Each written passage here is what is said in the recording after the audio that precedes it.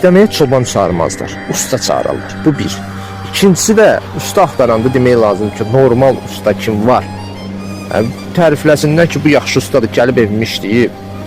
Gəl sənin üçün də evi işləsin, qəşəng səliqəli. Yoxsa deyirlər ki, ucuz usta harda var? Ucuz usta nədir? Mən misal üçün, mən öz evimə çağırmışam ustanı. Görmüşəm ki, bu qardaş qapını qoyur da, plastik qapını qoyur. Necə ürəyinə işləyir, necə insana davranır, necə...